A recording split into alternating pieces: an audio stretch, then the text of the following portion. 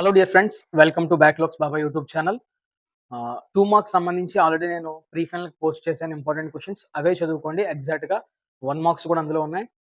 So ఎగ్జాక్ట్గా నేను ఇచ్చిన 2 మార్క్స్, అందులో ఇచ్చిన 2 మార్క్స్ అన్ని కూడా కంప్లీట్ చేయండి. ఖచ్చితంగా పబ్లిక్ ఎగ్జామినేషన్లో అవే వస్తాయి. షూర్, నన్ను నమ్మండి. ఓకేనా. 1 మార్క్స్ వచ్చేసరికి నేను కమ్యూనిటీ పోల్స్లోని, ఇన్స్టాగ్రామ్లోని, వాట్సాప్లోని సైమల్టేనియస్గా అప్లోడ్ చేస్తాను ఈ 2 డేస్లో.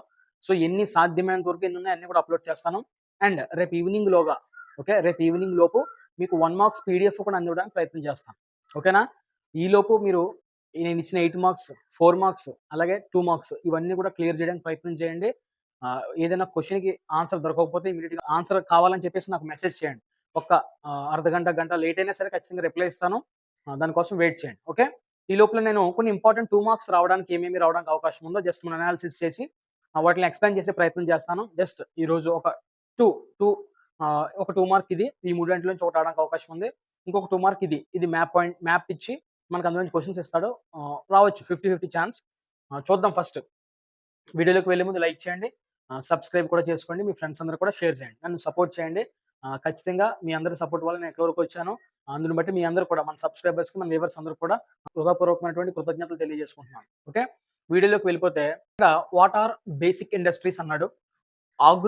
What are agro based industries అన్నాడు. What are mineral based industries అన్నాడు. ఇప్పుడు బేసిక్ ఇండస్ట్రీస్ అంటే ఏంటో నువ్వు డిఫైన్ చేసి ఒక ఎగ్జాంపుల్ రాయాలి. డిఫైన్ చేసినందుకు 1 మార్క్ వేస్తాడు. ఎగ్జాంపుల్స్ రాసినందుకు ఇంకొక మార్క్ వేస్తాడు. ఈ విధంగా మనకి 2 మార్క్స్ వస్తాయి. నా ఎగ్జామిన్ ప్రకారంగా ఈ 3 క్వెషన్స్ లో ఒక క్వెషన్ రావడానికి అవకాశం ఉంది. కాబట్టి జాగ్రత్తగా వినండి. ఇప్పుడు ఏదైనా ప్రొడక్ట్ ని మనం మ్యానుఫ్యాక్చర్ చేయాలంటే కనుక రా మెటీరియల్స్ అనేవి కావాలి. ఓకే. అంటే ఒక ప్రొడక్ట్ ని ప్రిపేర్ చేయడానికి కావాల్సినటువంటి మెటీరియల్ ని రా మెటీరియల్ అంటారు. ఓకే. బేసిక్ ఇండస్ట్రీలో రా మెటీరియల్స్ కావాలి, ఆగ్రో బేస్డ్‌లో రా మెటీరియల్స్ కావాలి, మినరల్ బేస్డ్‌లో రా మెటీరియల్స్ కావాలి. సో ఏంటి రా మెటీరియల్స్ మూడింటిలో కూడా చూద్దాం. Basic industries supply their products. బేసిక్ ఇండస్ట్రీస్‌లో ప్రొడ్యూస్ అవుతున్నటువంటి ప్రొడక్ట్స్‌ని సప్లై చేస్తది. ఆ ప్రొడక్ట్సే రా మెటీరియల్స్‌గా యూజ్ చేసుకొని వేరొక అదర్ గూడ్స్‌ని ప్రొడ్యూస్ చేస్తారనమాట. అదర్ గూడ్స్‌ని మ్యానుఫ్యాక్చర్ చేస్తారు. ఓకేనా.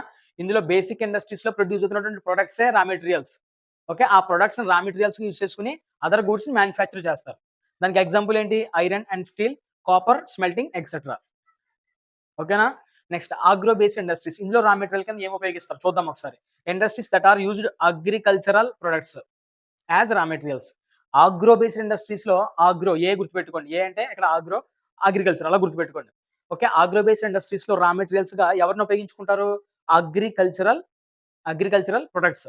ఓకే. క్రాప్స్ ఇవన్నీ కూడా అగ్రికల్చరల్ ప్రొడక్ట్స్ రా మెటీరియల్స్ గా యూజ్ చేసుకుని మనకి మెటీరియల్స్ ప్రొడ్యూస్ చేస్తారనమాట. దాన్నే ఆగ్రో బేస్డ్ ఇండస్ట్రీస్ అంటారు. ఎగ్జాంపుల్ వచ్చేసి cotton, jute, sugar, silk etcetera. ఇవన్నీ కూడా ఆగ్రో బేస్డ్ ఇండస్ట్రీస్ కి సంబంధించినవి. ఓకేనా. డెఫినేషన్ కి 1 మార్కు, ఎగ్జాంపుల్స్ కి ఇంకొక మార్కు. 2 మార్క్స్ ఈ విధంగా వేస్తారు.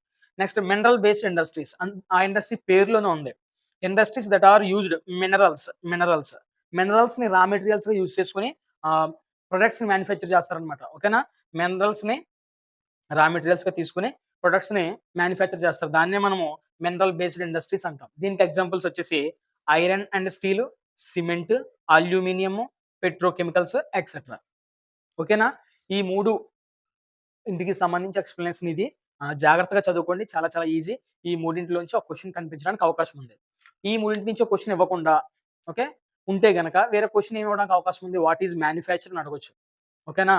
ద ప్రాసెసింగ్ ఆఫ్ రా మెటీరియల్స్ ఇంటూ ప్రొడక్ట్స్. రా మెటీరియల్స్ అనేవి ప్రొడక్ట్స్ గా మార్చడాన్నే మ్యానుఫ్యాక్చరింగ్ అంటాం. ఓకేనా. దానికి సంబంధించి డెఫినేషన్ ఉంటుంది టెక్స్ట్ బుక్ లో, మీరు జాగ్రత్తగా చదువుకోండి. తర్వాత వచ్చేసి టెక్స్ట్ బుక్ పేజ్ నెంబర్ 158 లో ఒక మ్యాప్ ఉంటుంది. పేజ్ నెంబర్ 158 లో ఒక మ్యాప్ ఉంటుంది. ఆ మ్యాప్ జాగ్రత్తగా చూసుకోండి. అందులో ఈ విధమైనటువంటి క్వశ్చన్స్ రావడానికి అవకాశం ఉంది ఆ మ్యాప్‌ని బట్టి. ఓకే. ఏంటి క్వశ్చన్స్? ఇందిరాగాంధీ ఇంటర్నేషనల్ ఎయిర్‌పోర్ట్ ఎక్కడుంది? Where is Indira Gandhi international airport? Indira Gandhi international airport ఎక్కడుందంటే గనక మన క్యాపిటల్, ఇండియా క్యాపిటల్ అనేటువంటి న్యూఢిల్లీలో ఉంది. ఇందిరాగాంధీ న్యూఢిల్లీలో ఉంది ఎయిర్‌పోర్ట్. ఓకేనా. Next 2 major parts which located on the west Coast of India. ఇండియాని మనం అలా ఊహించుకుంటే వెస్ట్ అంటే ఇటు సైడ్ కదా. వెస్ట్ అంటే ఇటు సైడ్స్. ఏ పోర్ట్స్ వెస్ట్ కోస్ట్ లో ఉన్నాయి అవి మీరు మెన్షన్ చేయండి అని అడుగుతున్నాడు. ఓకేనా. మీరు చూసుకుంటే ముంబై ఒకటి ఉంటది, కాండ్లా ఒకటి ఉంటది, మ్యాంగ్లూర్ ఒకటి ఉంటది, కొచ్చిన్ ఒకటి ఉంటది. ఓకేనా. 4 గుర్తుపెట్టుకోండి. 2 అడిగితే 2 రాయండి, లేదంటే మీకు గుర్తులేని కూడా రాయండి. ఏంటంటని ముంబై, వెస్ట్ కోస్ట్ లో ఉన్నటువంటి పోర్ట్స్ ఇవన్నీ కూడా ముంబై, కాండ్లా, మ్యాంగ్లూర్, కొచ్చిన్. ఓకేనా. ఇప్పుడు అదే క్వశ్చన్ ఈస్ట్ కోస్ట్ లో ఉన్నటువంటి పోర్ట్స్ కావాలన్నాడు. East coast. వెస్ట్ ఇటు సైడ్ అయితే ఈస్ట్ అటు సైడే కదా! ఆపోజిట్ డైరెక్షన్‌లో ఉంటాయి కదా! సో, అందులో చెన్నై ఒకటే. కింద భాగంలో ఉంటది మనకి ఇలాగ. ఇక్కడ చెన్నై ఉంటది. నెక్స్ట్ విశాఖ. ఇది కొంచెం పైన. ఇక్కడ ఉంటది విశాఖ. తర్వాత కోల్‌కతా. కోల్‌కతా అనేది ఇంకా ఈ పార్ట్ దగ్గర ఉంటది కరెక్ట్‌గా. ఓకేనా? చెన్నై, విశాఖ అండ్ కోల్‌కతా. ఈ 3 గూడా ఈస్ట్ సైడ్ అనమాట ఇవి. ఈస్ట్ సైడ్ ఉన్నటువంటి పోర్ట్స్ అనమాట. జాగ్రత్తగా గుర్తుపెట్టుకోండి. Chennai, Visakha, Kolkata. Next Netaji Subhash Chandra Bose international airport ఎక్కడుంది? నేతాజీ సుభాష్ చంద్రబోస్ అనగానే మీకు గుర్తు రావాలి కోల్‌కతా, వెస్ట్ బెంగాల్. ఓకేనా? సో, ఇవి మీకు చాలా యూజ్ అవుతాయి. అన్ని కూడా చదువుకోండి. విన్నవాళ్ళు చదువుకోండి. ఒకసారి చదువుకోండి వచ్చేస్తది. ఇక మళ్ళీ లాస్ట్ ఎగ్జామినేషన్ ముందు రివిజన్ చేసుకుంటే సరిపోద్ది. ఓకేనా? ఇలాంటి ఇంపార్టెంట్ 2 మార్క్స్ ఏమైతే రావడానికి అవకాశం ఉందో అవన్నీ కూడా నేను మళ్ళీ రేపు గాని వీడియోలో చేయడానికి ప్రయత్నం చేస్తాను. ఓకేనా? ఓకే. ఇక్కడ చూడండి ఈ పార్ట్ అంతా కూడా ఏషియా. ఈ పార్ట్ అంతా కూడా మీకు కనిపిస్తున్న పార్ట్ అంతా కూడా ఏషియా పార్ట్ ఇదంతా కూడా. అండ్ ఇక చూడండి ఈ భాగం అంతా కూడా, ఈ భాగం అంతా కూడా ఆఫ్రికా. ఓకేనా? ఆఫ్రికా ఇప్పుడు మీకు ఇక్కడ వరకు ఈ మ్యాప్ ఇచ్చి వెస్ట్ సైడ్ ఉన్నటువంటి ఓషియన్ ఏదని అడుగుతాడు. ఈ మ్యాప్ ఇచ్చి ఆఫ్రికా మ్యాప్ ఇచ్చి మొత్తం అంతా కూడా వెస్ట్ సైడ్ ఉన్నటువంటి వెస్ట్ అంటే ఇటు సైడే కదా! ఇది ఈస్ట్, ఇది వెస్ట్, ఇది నార్త్, ఇది సౌత్. వెస్ట్ సైడ్ ఉన్నటువంటి ఓషియన్ ఏదని అడుగుతాడు. సో, ఇక్కడ ఏ ఓషియన్ ఉంటది? అట్లాంటిక్ ఓషియన్ ఉంటది. సౌత్ ఆఫ్రికాకి ఓకే. లేదా ఆఫ్రికాకి వెస్ట్ సైడ్ ఉన్నటువంటి ఓషియన్ ఏదంటే గనక అట్లాంటిక్ ఓషియన్. Atlantic ocean. అలాగే ఆఫ్రికాని ఇదిగో ఆఫ్రికా అంటే ఇదంతా కూడా ఆఫ్రికా. అండ్ ఏషియాని ఇదంతా కూడా ఏషియా. ఆఫ్రికాని, ఏషియాని రెండిటిని కూడా డివైడ్ చేస్తున్నటువంటి సీ ఏది? ఇదిగో జాగ్రత్తగా చూడండి ఇదిగో. Red see.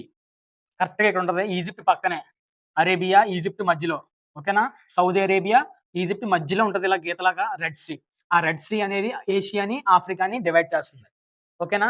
అలాగే ఇంకో ప్రశ్న అడగడానికి అవకాశం ఉంది. ఇండియన్ ఓషన్‌లో ఉన్నటువంటి ఐలాండ్స్ ఏది అని అడుగుతాడు.